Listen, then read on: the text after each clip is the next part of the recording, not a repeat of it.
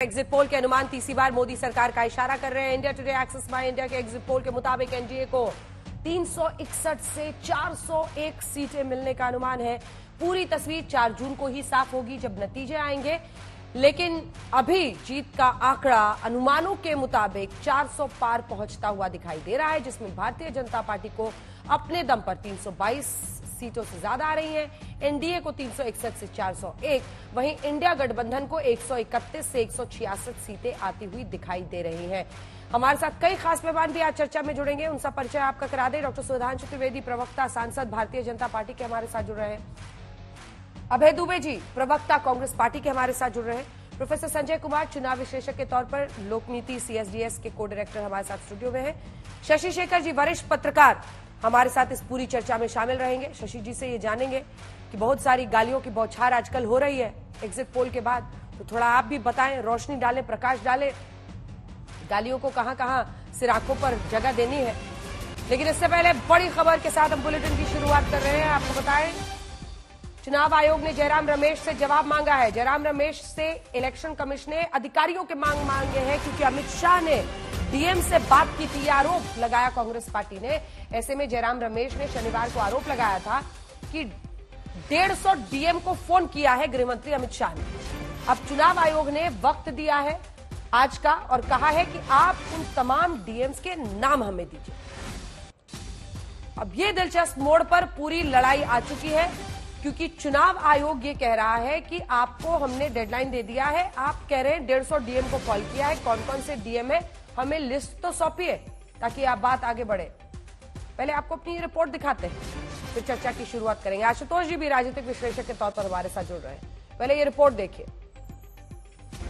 देशवासियों के आशीर्वाद लेने गया, माताओं बहनों के सामने सर झुकाने के लिए गया, और चारों तरफ से एक ही मंत्र सुनाई देता, एक ही गुंज सुनाई दे रही, एक ही विश्वास चारों तरफ प्रकट हो रहा है। फिर एक बार, फिर एक बार, फिर एक बार। क्या एनडीए 400 का आंकड़ा पार कर रहा है? मतदान खत्म होने के बाद अब इसी सवाल पर नजरें टिकी है। 4 जून को तस्वीर साफ हो जाएगी, लेकिन उससे पहले इंडिया टुडे एक्सिस माई इंडिया ने जो एग्जिट पोल किया, उसके मुताबिक बीजेपी को 322 से लेकर 340 सीटें मिलने का अनुमान है। वहीं कांग्रेस को 60 से 75 सीटें मिल सकती हैं।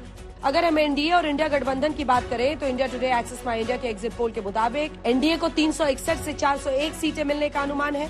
वहीं इंडिया गठबंधन के खाते में 131 से 166 सीटें आ सकती हैं, जबकि अन्य के खाते में 8 से 20 सीटों का अनुमान है। एग्जिट पोल के अनुमान के बाद बीजेपी गदगद है, तो इंडिया गठबंधन 295 सीटों का दावा ठोक रही है। आज नरेंद्र मोदी के प्रति जो आस्था और विश्वास देश की जनता ने व्यक्त की है, उनके गारंटी के प्रति ये दर्शाता है कि विपक्ष की साख अब देश में नहीं बचा है। जिस पार्टी को लोग उत्तर भारत की पार्टी कहते थे, आज दक्षिण भारत में अपना प्रदर्शन, पुरजोर प्रदर्शन नरेंद्र मोदी का हुआ है। पूरे देश में एक नरेंद्र मोदी सब पर भारी। इंडिया गठबंधन कम से कम 295 सीटें प्लस 295 से ज्यादा आएंगे, कम तो नहीं आएंगे। ये हमने आकलन किया कि सभी हमारे नेताओं से पूछने के बाद ये एक आंकड़ा हमारे पास मिला है, और इस आंकड़े में कोई बदलाव नहीं है। एग्जिट पोल में सीटों का जो अनुमान लगा, उसके बाद राहुल गांधी ने अपनी पार्टी के दूर दराज के नेताओं के साथ वीडियो कॉन्फ्रेंसिंग की मदद से बैठक की और सारे अनुमानों को खारिज कर दिया। इसका नाम एग्जिट पोल नहीं है, इसका नाम मोदी मीडिया पोल है। ये मोदी जी का पोल है, फैंटेसी पोल है उनका। सर, कितनी सीटें आ रही हैं आपके हिसाब से? सिद्धू मूसेवाला का सॉन्ग सुना आपने? 295। भारतीय जनता पार्टी जीतेगी, हम और जीतेंगे भी भारी अंतर से। हम सामान्य अंतर से नहीं जीतेंगे, अंतर देख के भी लोग आश्चर्यचकित होंगे। बड़े भारी अंतर से भाजपा जीत रही है। एक्सिस माई इंडिया के अनुमानों के मुताबिक हिंदी पट्टी में एनडीए का बेहतरीन प्रदर्शन है, तो वहीं पश्चिम बंगाल, ओडिशा में भी पिछली बार के मुकाबले बेहतर प्रदर्शन के संकेत हैं। वहीं दूसरी ओर कांग्रेस से लेकर केजरीवाल तक इंडिया गठबंधन के सारे सहयोगी एग्जिट पोल के आंकड़ों पर सवाल खड़े कर रहे हैं। उन्होंने ये सरकारी एग्जिट पोल करवाए हैं, ये बिल्कुल जाली हैं, बिल्कुल नकली हैं, बिल्कुल झूठे हैं। इंडिया गठबंधन के पार्टियों को 295 सीटों से कम नहीं मिलने वाला है। एग्जिट पोल ने ऑपोजिशन को, ये जो सो कॉल्ड इंडी गठबंधन का मुंह बंद कर दिया है। और एक चीज़ और, एग्जिट पोल बल्कि कंजर्वेटिव है। हमको लगता है कि हम लोगों को एग्जिट पोल जितना दर्शा रहा है उससे कुछ ज़्यादा ही सीट आएंगे।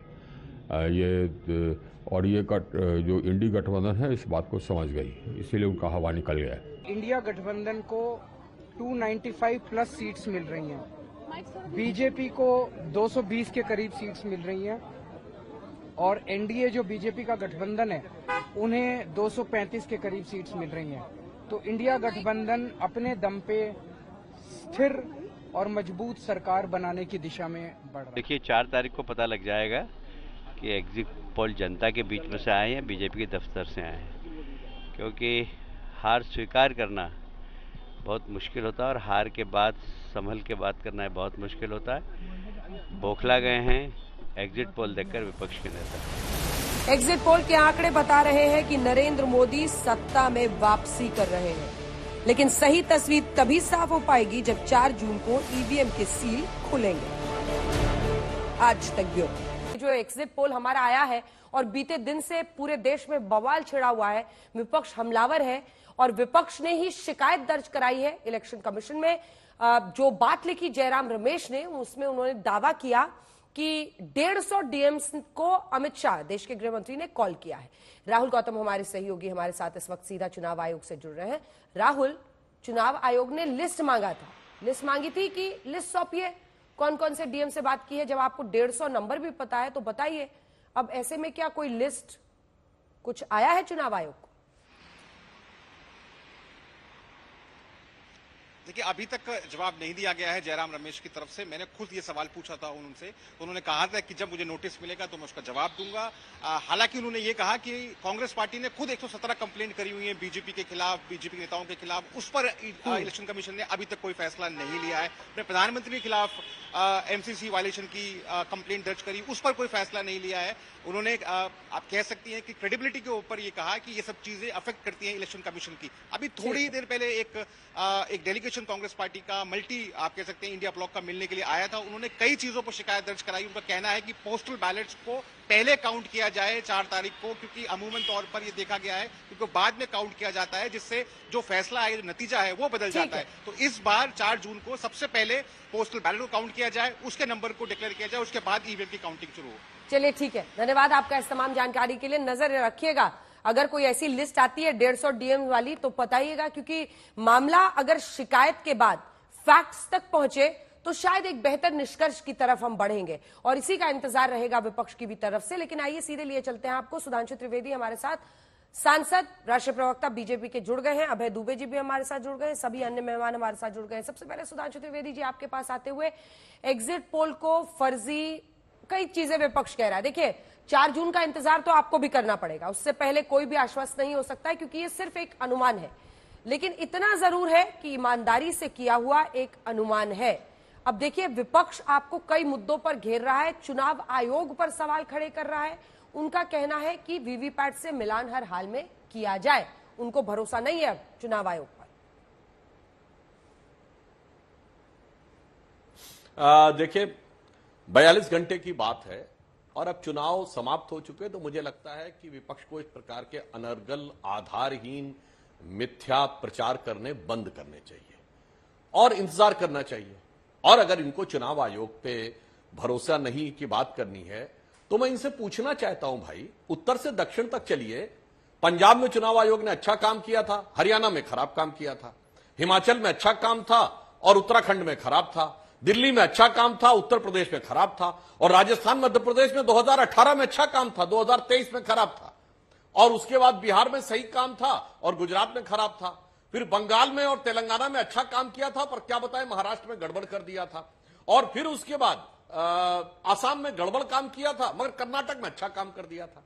तो किस तरह के वाहियात तर्क आप देने का प्रयास करते हैं? मतलब उत्तर से दक्षिण तक सारे राज्यों में देख लें जहां पे आप जीते, और ऐसी बात नहीं है, हम मैसिव डिफीट भी हारे हैं। पंजाब हो, दिल्ली हो, इवन जो कर्नाटक की डिफीट थी, 132 सीटें कांग्रेस की आई, 60 सीटें भारतीय जनता पार्टी की आई। और कर्नाटक में ठीक है, राजनीति में हार जीत चलती रहती है, जो अटल जी ने कहा था। परंतु राष्ट्र के हित को लेकर मुझे याद आता है, राहुल गांधी जी जाके विदेश, एक लाइन और कह दूंगा अंजना जी, राहुल गांधी जी विदेश में जाके क्या बोले थे? Democracy is finished.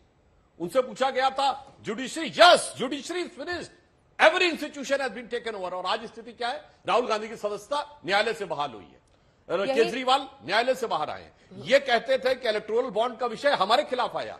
तो मेरे विचार से अपने राजनीतिक हित के तराजू पे तौलकर भारत की प्रतिष्ठा को नीलाम करना बंद करना चाहिए, ये विषय का ध्यान रखना। प्रदीप गुप्ता जी वही थे, अभय दुबे जी, जिनका चेहरा आपको कर्नाटक में, क्योंकि मैं वो शो कर रही थी, एग्जिट पोल के नंबर्स आए और आप लोग उनको बहुत धन्यवाद भी दे रहे थे और बधाई भी दे रहे थे। ये एक ही आदमी जिसकी आपको चेहरा एकदम नूर नजर आता है, एक दिन एक रिजल्ट आते हैं तो, और वही अगली बार उसकी नाक टेढ़ी, बाल टेढ़ा, चेहरा टेढ़ा, उसकी नियत टेढ़ी, सब तक पहुंच जाते हैं। आपके कई जो नेता हैं वो तो उनके परिवार उनके घर तक पहुंच के ट्वीट कर रहे हैं कि पहले एड एजेंसी चलाता था, ये करता था, फला है, इस जगह का आदमी है, बिक गया। ये क्या तरीका है सर? अंजना जी, इतिहास से सबक सीखना चाहिए। 2004-2009 में बिल्कुल अलग परिणाम आए थे और आज की परिस्थितियां बिल्कुल अलग है। 117 शिकायतें हमने इलेक्शन कमीशन ऑफ इंडिया से की है 77 डेज में।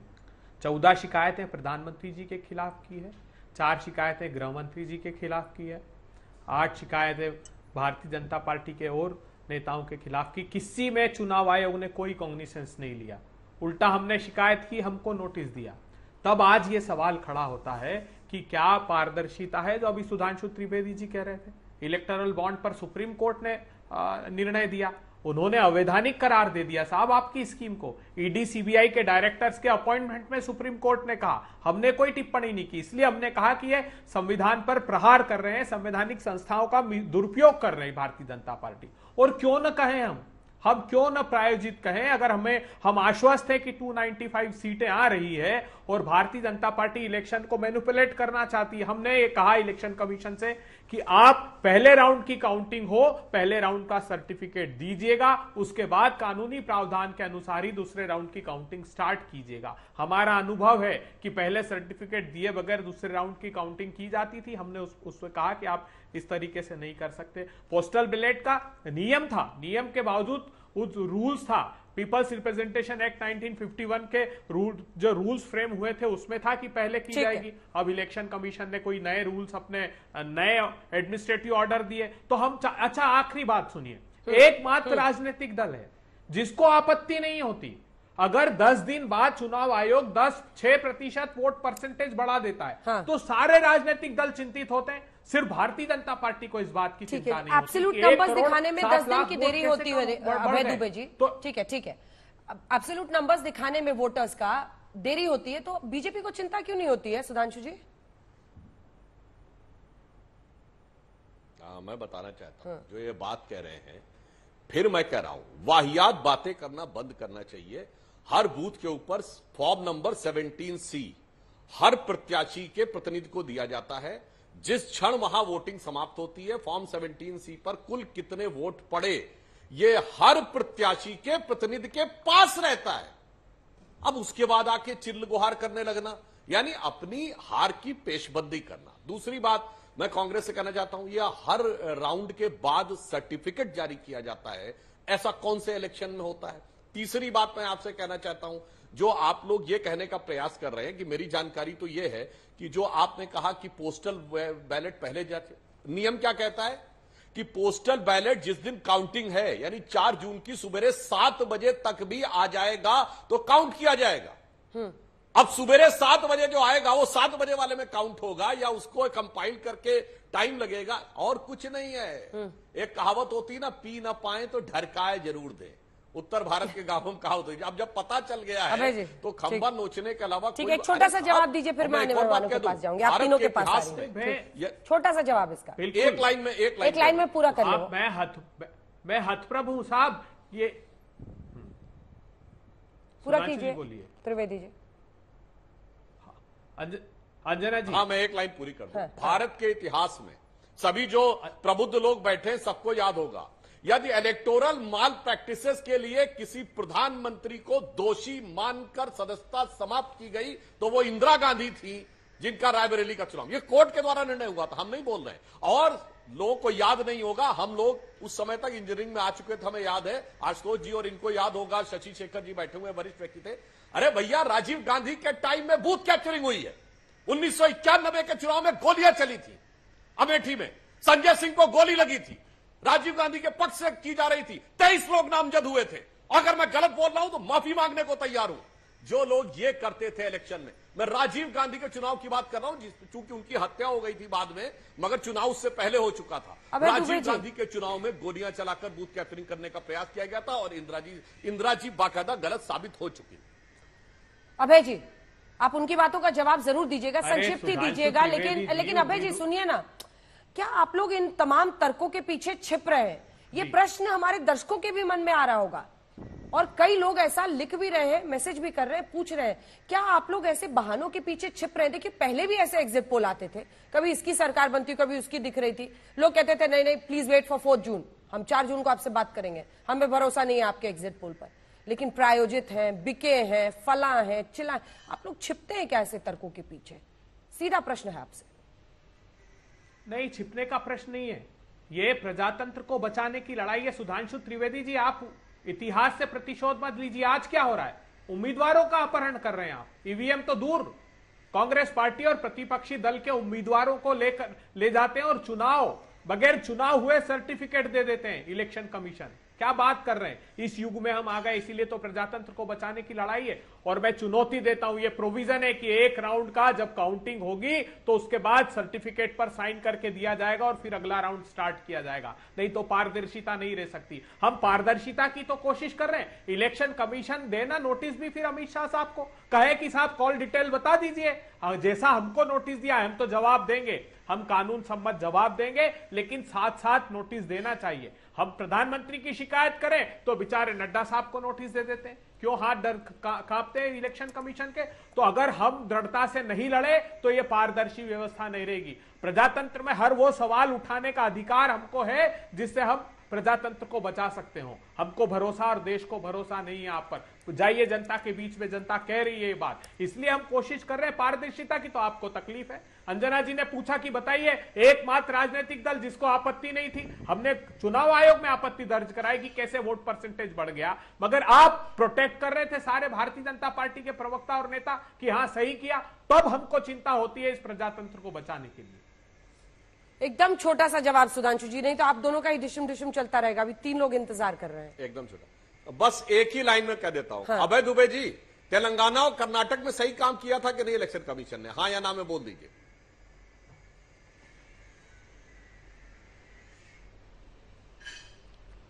जहां हमको संदेह होगा वहां आवाज नहीं उठाएंगे सुधांशु जी? क्या बात करते हैं आप? हम आवाज उठाना बंद कर दें? अरे अब दो जगह के परिणामों का आधार बनाकर जो गलतियां चुनाव आयोग देखो, जो वैधानिक प्रावधान है। 2 सवाल मुझे लेने। किरण रिजिजू जी केंद्रीय मंत्री हमारे साथ इस वक्त जुड़ रहे हैं। एग्जिट पोल पर विपक्ष बहुत सारे प्रश्न उठ रहा है। हालांकि अगर यही अनुमान किरण जी नतीजों में तब्दील होते हैं तो 361 से 401 सीटें आती हुई एनडीए की दिख रही है, 131 से 166 इंडिया गठबंधन की आ रही हैं। मेरा पहला प्रश्न आपसे यही होगा, चुनाव आयोग से लेकर एग्जिट पोल पर इस वक्त विपक्ष हमलावर है, वो कई प्रश्न सरकार से और चुनाव आयोग से पूछ रहे हैं, आपका क्या जवाब होगा? देखिए, सबसे पहले तो हमारे देश का चुनाव प्रक्रिया है, उसको हम खुद ही सवाल उठाने लग जाएंगे तो लोकतंत्र पर यह बहुत बड़ा गहरी चोट होगी। मैं खुद इस देश का कानून मंत्री रहा है, इलेक्शन कमीशन को हमारा मंत्रालय देखते थे और मैं बहुत करीबी से देखा हूं। कोई गुंजाइश नहीं है, इस दुनिया का कोई भी लोग चाहेंगे तो भी हमारा देश का इलेक्शन प्रोसेस को गड़बड़ नहीं कर सकते। एक दो जगह लोकल लेवल में कहीं एरर हो सकते हैं लेकिन चुनाव प्रक्रिया को कोई किसी तरह से पलट नहीं सकते हैं, गड़बड़ नहीं कर सकते हैं। दूसरी बात, ये जितना जो एग्जिट पोल्स आए हैं या चुनाव प्रक्रिया है उस पे सवाल उठा करके हमारा जो क्रेडिबिलिटी है, इंस्टीट्यूशंस का क्रेडिबिलिटी है, उसको सवाल उठाना ठीक बात नहीं है। जैसे कल एग्जिट पोल्स आए, आज 2 राज्यों का असेंबली इलेक्शन का रिजल्ट आए।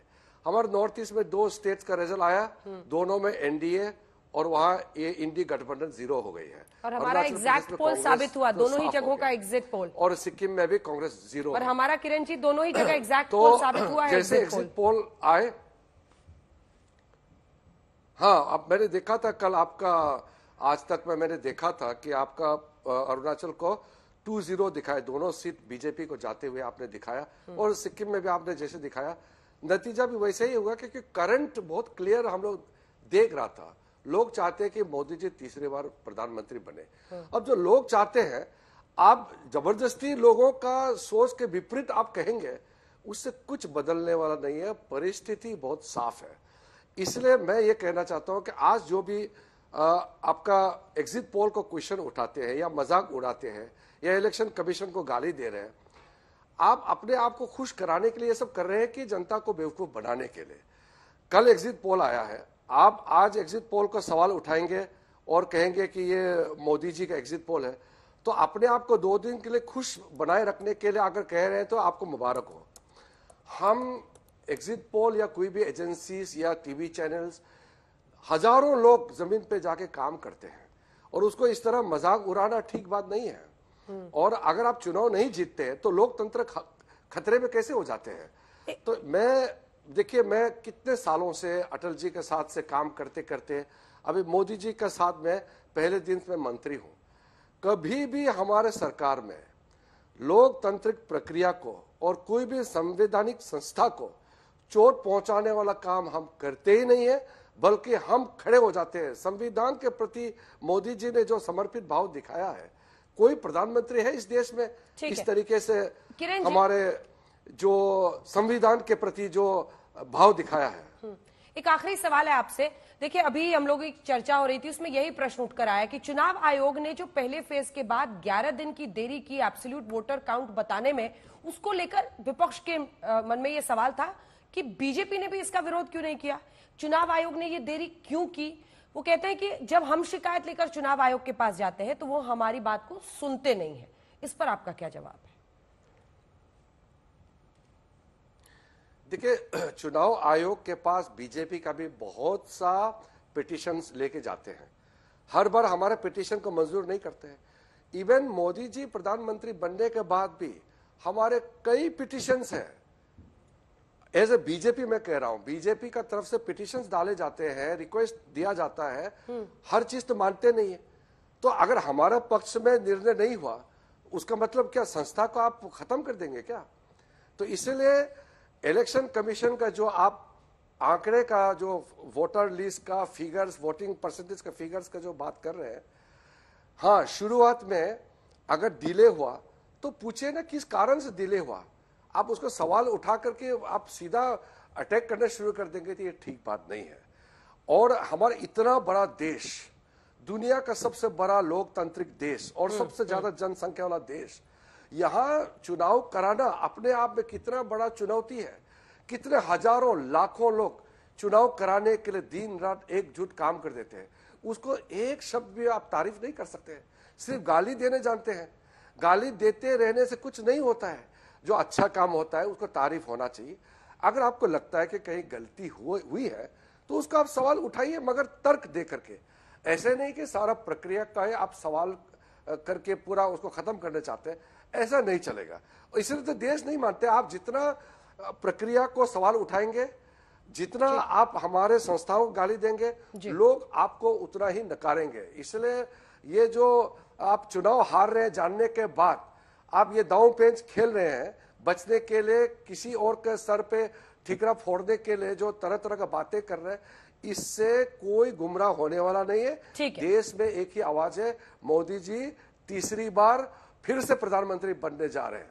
किरण रिजिजू जी, आप आज तक पर आए, आपने तमाम सवालों के जवाब दिए, आपका बहुत धन्यवाद। हमारे साथ जुड़ने के लिए। धन्यवाद। चलिए अब चर्चा को आगे लिए चलते हैं। शशि शेखर जी वो कह रहे हैं कि आपने अभय दुबे जी की भी बात सुनी, सुधांशु जी की भी सुनी और किरण रिजिजू जी की भी सुनो। वो कह रहे हैं कि अपने सिर से हार का दोष, अगर यही अनुमान है, ये अभी ये नतीजे नहीं है, ये बार बार अपने दर्शकों को बताते हुए ये अनुमान है, और अनुमान भी तब जब वोटिंग खत्म हो गई थी। ये वोटर्स को प्रभावित करने के लिए किया गया अनुमान नहीं है, वोटिंग खत्म होने के बाद ही एग्जिट पोल दिखाया जाता है। इस अनुमान पर प्रश्न जो विपक्ष उठा रहा है वो कह रहे हैं कि हार का ठीकरा दूसरे के सिर फोड़ने की कोशिश है सिर्फ। आपको क्या लगता है? देखिए, मैंने सुना आप पर भी बहुत स्नेह बरस रहा है। नहीं, वो तो ठीक है, वो कोई ना कोई बरसाता रहता है और वो बड़ी कृपा है उन लोगों की, वो उन्हें खुदा सलामत रखे। मैं और किसी एक पक्ष ने नहीं बरसाया है, सभी पक्षों ने कभी न कभी जरूर बरसाया है। तो मैं तीन बातें आपसे कहना चाहूंगा। पहली बात ये कि जो लोग एग्जिट पोल पर सवाल उठा रहे हैं, खरगे जी ने कहा है कि हमें 295 प्लस मिलेगी, बीजेपी का कहना है कि 400 प्लस मिलेगी, एनडीए आप प्रेडिक्ट कर रहे हैं 361 से 401 के बीच में। मैं सबको मानते हुए कि सब जरूर होंगे, लेकिन मैं कांग्रेस के अगर यहां पर है तो वो ये जरूर बता दें कि हमारी, बल्कि सुधांशु जी भी बता दें कि भाजपा की कितनी सीट आएगी, वो ये कह दे कांग्रेस की कितनी सीट आएगी।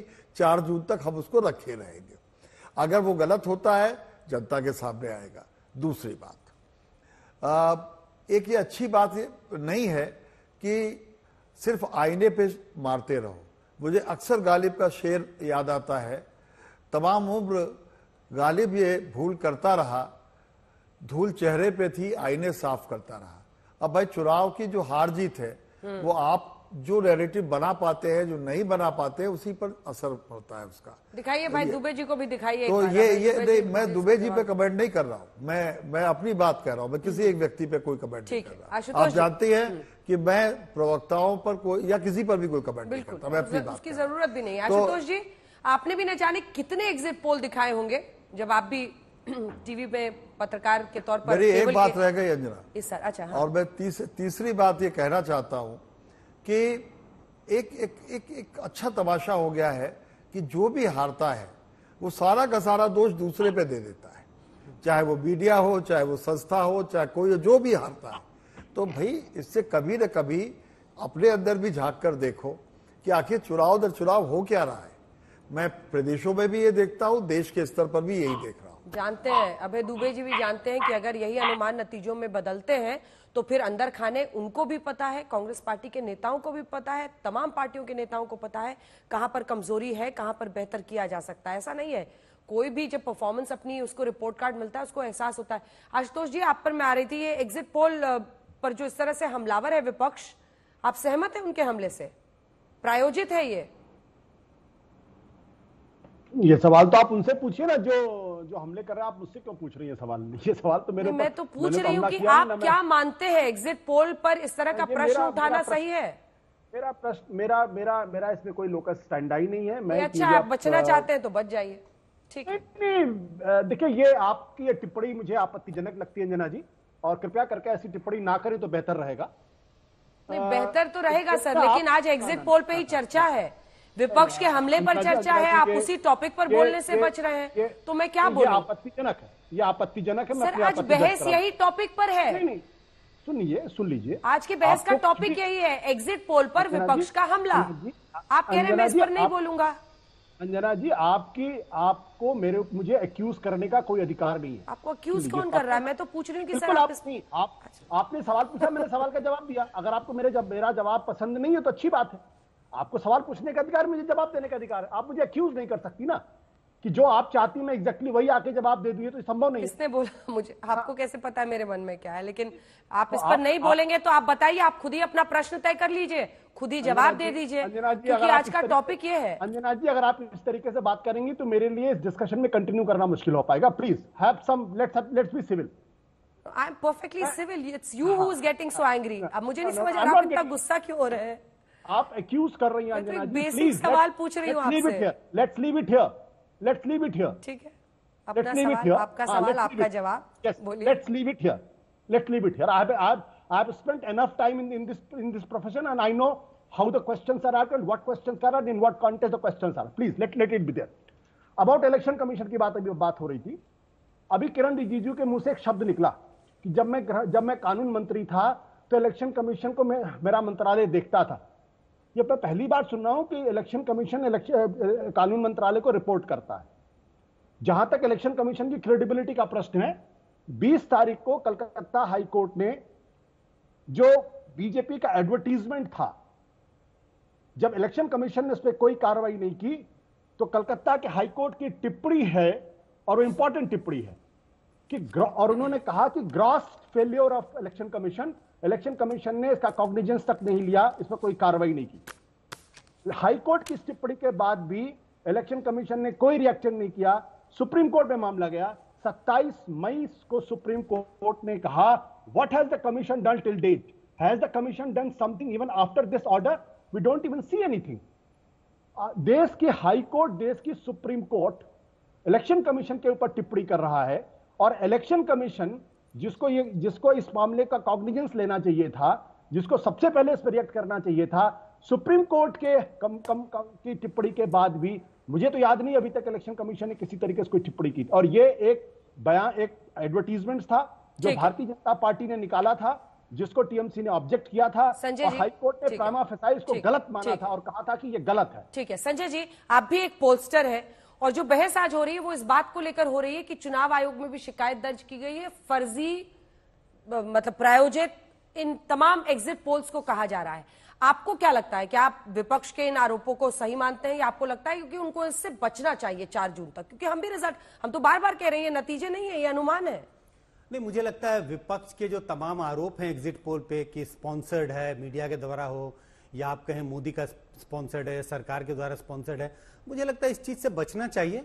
तो बहुत सारे उनके जो आरोप हैं उससे मैं बहुत सहमति नहीं जताता, लेकिन कुछ ऐसी बातें हैं जो मुझे लगा कि इस पर मेरी सहमति है, खासकर इलेक्शन कमीशन के बारे में जो चर्चा हो रही है. जब मतदान प्रतिशत के बारे में इतनी कंट्रोवर्सी हुई, उस वक्त भी ऐसा लग रहा था कि मतलब ये कंट्रोवर्सी है, क्यों ऐसी चीजें बढ़ रही है, मतलब बार बार मतदान का प्रतिशत ऊपर नीचे जा रहा है. और उसके बाद जो न्यूज आ रही है कि आज उन्होंने गिनती कैसे होगी, वोटों की गिनती कैसे होगी, पोस्टल बैलेट की पहले होगी या बाद में होगी, शायद ये अननेसेसरी था. आप लास्ट मिनट पे अगर इसमें कुछ भी हेरफेर करने की कोशिश करते हैं तो आप इसको शक के घेरे में डालते हैं. लोगों को लगता है कि आखिर इसकी जरूरत क्यों पड़ी. मैं ये नहीं कह रहा कि मैलाफाइड इंटेंशन है, लेकिन जब ऐसा होगा तो चुनाव लड़ने वालों को, और जिसे लग रहा होगा कि शायद हमारी हार हो रही है या मैं पिछड़ता हुआ दिखाई पड़ रहा हूं, तो वाजिब है उनके दिमाग में ये चीजें होनी. क्योंकि पोस्टल बैलेट के हम सब जानते हैं गिनती सबसे पहले होती है, और शायद अभय दुबे जी जिसका जिक्र कर रहे हैं, जब पोस्टल बैलेट की गिनती होती है तो उसको रिकॉर्ड कर लिया जाता है कि पोस्टल बैलेट में मान लीजिए 100 वोट थे, 100 में इतने वोट इसको मिले, इतने वोट इसको मिले, वो रिकॉर्ड पे चला जाता है, और उसके बाद ईवीएम की गिनती होती है. अभी शायद रूल बदलने की जो कोशिश हो रही है यह है कि अब पोस्टल बैलेट की गिनती बाद में होगी, तो ये शक के दायरे में डालने की, इस पे तो मुझे लगता है कुछ ना कुछ. सुधांशु जी, इस पर आपका जवाब? देखिए, पहले तो मैं कहना चाहूंगा, गृह मंत्री अमित शाह जी ने कहा था कि 4 तारीख को 12 बजते बजते ये ईवीएम के ऊपर दोष डालने लगेंगे. पर मुझे लगता है शायद अमित शाह जी एक मामले में सटीक नहीं साबित हुए. ये 48 घंटे पहले ही आ गए इसके ऊपर. यानी जो अपेक्षित था कि अपनी हार की पेशबंदी करेंगे, वो पूरी तरीके से सामने दिखने लगी. अभी से आके इस प्रकार की बातें इन्होंने करनी शुरू कर दी. इसलिए मैं पुनः एक बार अभय दुबे जी और आशुतोष जी से पूछना चाहता हूं, ये बता दें कि तमिलनाडु, केरल और आंध्र, तेलंगाना, पंजाब, बंगाल और दिल्ली में चुनाव आयोग ने सही काम किया था कि नहीं? अभय दुबे जी. अंजना जी, 2-3 महत्वपूर्ण बातें हैं जिस पर मुझे लगता है कि बात करनी चाहिए. पहले तो जो शेखर साहब ने कहा, शशि शेखर जी ने, तो वो शिवमंगल सुमन की 2 लाइनें में, जिसको अटल बिहारी जी के नाम से ये लोग पढ़ा करते थे कि न हार में न जीत में, किंचित नहीं भयभीत में, संघर्ष पथ पर जो मिला वह भी सही, यह भी सही. तो हम डरने वाले नहीं हैं. आज क्यों मुखरता से हम कह रहे हैं कि ये जो आपने एग्जिट पोल किया है वो सही नहीं है? क्योंकि जो सत्ताधारी दल है वो एक मनोवैज्ञानिक दबाव डालना चाहता है चुनाव आयोग पर, ब्यूरोक्रेसी पर, ये बता करके कि हम प्रचंड बहुमत से जीत रहे हैं। मेरा अनुभव है, वर्षों का अनुभव है, जिस तरफ इंक्लाइंड होता है चुनाव, प्रशासनिक तंत्र उस तरफ झुका हुआ रहता है और कई बार अन्याय होता है। वो अन्याय ना हो इसलिए हम मुखरता से कह रहे हैं, क्योंकि हमने भी अपना काम किया, हम जमीन पर गए। अब आप देखिए 63 करोड़ वोट, 63 करोड़ वोट्स हैं और आपके जो सर्वे है उसने 5 लाख किया। मैं उस पर कोई सवाल खड़ा नहीं करता हूं, लेकिन 0.0789% अगर आपने सिर्फ मूल्यांकन किया है तो उस पर इतनी व्यापक तस्वीर नहीं बनाई जा सकती। तो हम सवाल खड़ा करेंगे। कोई दिक्कत नहीं है जी। आप कानून मंत्री कह रहे थे कि मैं शक जाहिर करने में कोई आपत्ति नहीं है, आपको पूरा अधिकार है कि आप इसको धत्ता बताएं, लेकिन इसको प्रायोजित जब आप बताएंगे तो आपसे पलटकर प्रश्न करेंगे हम, क्योंकि ये प्रायोजित नहीं है, ये गलत हो सकता है, ही होता है, ये गलत हो सकता है। मैं एक छोटा सा उदाहरण, नहीं सर, ये वोटिंग के बाद का एग्जिट पोल है। नहीं गलत होगा, वोटिंग के बाद का एग्जिट पोल है। नहीं गलत ही होगा। हाँ ठीक है, 4 जून को तो आप आइएगा, गलत ही साबित होगा, लिख कर रखिए। आप ये देखिए, कानून मंत्री पारदर्शिता की बात कर रहे थे। आप साहब बताइए ना, क्यों चीफ जस्टिस को आपने इलेक्शन कमिश्नर के अपॉइंटमेंट में से हटा दिया? ये पारदर्शिता के लिए हटाया क्या आपने कानून में बदलाव कर दिया। तो ये जो सारा काम किया जा रहा है, इससे संदेह उत्पन्न होता है भारतीय जनता पार्टी के खिलाफ। और मैं पूरे प्रामाणिकता से ये जानता हूं कि प्रशासनिक दबाव के आगे, चुनाव आयोग, सत्ताधारी दल के आगे और प्रशासनिक व्यवस्था, जो जयराम रमेश जी ने आरोप लगाया जिसका जवाब हम देंगे, ये खेल खेला जाता है और उसमें पारंगत है भारतीय जनता पार्टी। तो कम से कम हम प्रजातंत्र की रक्षा के लिए लड़ें, ये हमारा सैद्धांतिक और संवैधानिक अधिकार है। सुधांशु जी बोलिए, हाथ उठाया हुआ है आपने, फिर शशि जी आपको उन्होंने कहा उसका जवाब दे दीजिए। अब बिल्कुल देखिए, अभय दुबे जी के मुंह से अंतिम वाक्य में क्या सत्य उजागर हो गया। उन्होंने कहा, मैं प्रामाणिकता से यह जानता हूं कि सत्ता के दबाव के द्वारा चुनाव को प्रभावित किया जाता है। मैं दर्शकों से कहूंगा दोबारा जाके देखिएगा। और यही वाक्य बोला था राहुल गांधी ने कि मैंने बचपन से पीएमओ में देखा है कि किस ढंग से वो एससी और ओबीसी के अगेंस्ट में सिस्टम में काम करता है। कांग्रेस के अंदर की असलियत उजागर होती जा रही। जो मैंने कहा था वही तो प्रमाणित हुआ कि इंदिरा जी ने दुरुपयोग किया था, ये कोर्ट ने साबित कर दिया था। राजीव गांधी जी के जमाने में बूथ कैप्चरिंग की गई थी, गोली चलवाई गई थी, ये बात साबित हो गया और आपके मुंह से बिल्कुल सच निकल गया। मगर मोदी सरकार के जमाने में ये नहीं होता और मेरी बात का जवाब नहीं मिला। फिर पूछ दूं, पंजाब, दिल्ली, बंगाल, एक प्रश्न, तमिलनाडु, केरल, तेलंगाना, आंध्र, यहाँ पे अच्छा काम किया था कि नहीं, बता दीजिए ना। बिहार में जो तीनों एनालिस्ट हैं उनसे एक प्रश्न, मैं आप उसके बाद से आप दोनों से 30 सेकंड का कंक्लूडिंग रिमार्क लूंगी। और वो प्रश्न ये है कि ये तो एग्जिट पोल है, एग्जिट पोल पर शक की नजर से हर कोई उसे देखे, जब तक अनुमान हम भी देख रहे हैं, क्योंकि जब तक अनुमान नहीं आता है हम भी इंतजार कर रहे हैं कि 4 जून को क्या होता है, ये सही बैठता है, गलत होता है, जो भी होगा स्वीकारेंगे। लेकिन सवाल है कि 4 जून को जो आएगा उस पर भरोसा करे या ना करे, ये प्रश्न है। और ये प्रश्न मैं शशि शेखर जी आपके साथ शुरू कर रही हूं। 4 जून को तो नतीजे आएंगे, जो अभी सवाल तमाम खड़े किए जा रहे हैं, क्या शक के दायरे में वो नतीजे भी लाने की कोशिश है या उस दिन कम से कम भरोसा करना है और करना चाहिए? देखिए, अगर कोई चुनाव आयोग पर 4 जून को आरोप लगाता है तो लोकतंत्र में वो उनका हक है, लेकिन बयान से आगे बढ़कर वो सड़कों पर लड़ाई जरूर लड़े। उनकी पार्टी ने आज़ादी में बहुत बड़ी भूमिका अदा की थी, वो जरूर लड़े और उस लड़ाई का लाभ होगा यदि वो न्याय पर होंगे, सत्य पर होंगे। लेकिन मैं एक छोटी सी बात ये कहना चाहूंगा, मैं बिल्कुल छोटी, चुनाव आयोग को जरूर कुछ बातों का जवाब देना चाहिए। वो इसलिए नहीं देना चाहिए उन पर आरोप लग रहे हैं, उन्हें अपनी क्रेडिबिलिटी की रक्षा के लिए देने चाहिए। और एक बात का और ध्यान रखना चाहिए, अभी मैंने रॉबर्ट्सगंज में सुना था, वहां जो लोग मतदान कराने के लिए जा रहे थे वो ये कह रहे थे हमारा बस चले तो हम आयोग पे मुकदमा कर दे। अरे भाई, कोई युद्ध थोड़ी चल रहा है कि इतनी गर्मी में हमें झोंक दो। और वहां 13 लोग मर गए, सरकारी कर्मचारी। बिल्कुल, आपकी इस बात को मैं भी दोहराती हूं, क्योंकि मेरा भी ये मानना है कि जिस तरह से इस बार चुनाव जून के महीने तक किए गए हैं, सबको बहुत दिक्कत हुई है और हम लोगों ने तो जमीन पर जाकर लोगों के बीच में देखा। संजय जी, मेरे प्रश्न का जवाब, नतीजों के दिन नहीं, मुझे लगता है कि कई बार हमने देखा है चुनाव के दरमियान तू मैं होते रहती है, शक जाया किया जाता है, लेकिन जब चुनाव के नतीजे आ जाते हैं 1-2 दिन चलती है बातें, लेकिन बाद में मुझे लग रहा है सारी जनता इसको स्वीकार करती है, पॉलिटिकल पार्टी भी स्वीकार करती हैं, और मेरी अपेक्षा है कि 2024 के चुनाव के जब नतीजे आएंगे तो इसी तरह से इसको स्वीकार किया जाएगा। आशुतोष जी 2 लाइन सिर्फ। नहीं, सुधांशु जी ने मुझसे चूंकि सवाल पूछा इसलिए उसका जवाब देना मेरे लिए जरूरी है कि सबसे पहले ईवीएम पे किसने सवाल किया था?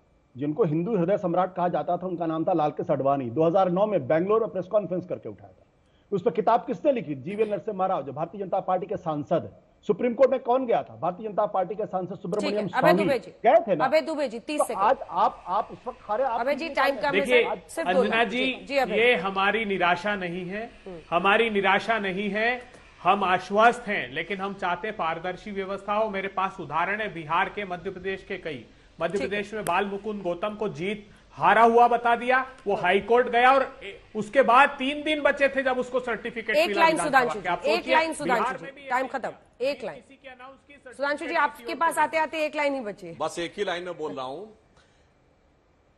बस इस संभावना से इनकार नहीं किया जा सकता कि तमाम शक्तियां जो भारत में मजबूत सरकार नहीं देखना चाहती, हो सकता है चुनाव परिणाम के बाद भी कुछ न कुछ करवाने का प्रयास करें। जैसे सोशल मीडिया की तमाम चीजें आई जो सीमा पार से चल रही थी, समर्थन भी सीमा पार से चल रहा था, हो सकता है 20-25 साल बाद जब क्लासिफाइड डॉक्यूमेंट वक्त इतने की इजाजत देता है। देश दुनिया की बाकी खबरों के लिए देखते रहिए आज तक।